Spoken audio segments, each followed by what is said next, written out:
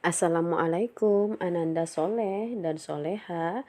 Bertemu lagi pada kisah hebat bersama Rasulullah menanamkan pendidikan karakter anak melalui kisah-kisah bermanfaat. Kisah kita hari ini berjudul Selendang Merah. Tersebutlah seorang anak perempuan yang bernasib malang. Sejak usia kecil, dia dijadikan budak oleh keluarga yang jahat. Budak kecil berkulit hitam itu sering diperlakukan secara kasar. Berbagai penyiksaan dialaminya setiap hari. Anak perempuan itu sempat bergembira ketika suatu kali ia dibebaskan dari perbudakan oleh majikannya. Tetapi ia masih saja tinggal bersama mereka. Akibatnya, berbagai perlakuan tidak mengenakan masih saja dialaminya. Bahkan, anak itu pernah difitnah melakukan pencurian. Suatu kali, anak gadis majikan keluar rumah memakai selendang merah. Tiba-tiba saja, elang yang sedang terbang menyambar selendangnya. Anehnya, majikan sekeluarga malah menuduh anak perempuan bekas budaknya yang menyembunyikan. Walaupun dia sudah mengatakan tidak mencuri, mereka tetap saja marah. Majikannya menggeledah seluruh tubuh anak perempuan itu untuk mencari selendang merah. "Kamu mencuri selendang merah milik putriku.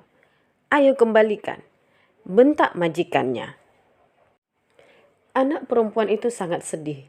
Ia tidak punya kemampuan membela dirinya. Ia tahu dirinya tidak bersalah, tapi ia amat ketakutan. Hukuman berat akan menimpa dirinya. Entah kepada siapa lagi ia meminta pertolongan. Tiba-tiba, elang itu kembali terbang di atas mereka, lalu menjatuhkan selendang merah. Kain itu melayang di udara, lalu jatuh tepat mengenai kepala majikannya. Semua yang hadir kaget melihat kejadian itu. Budak perempuan itu pun bergembira sebab kebenaran dirinya sudah terbukti.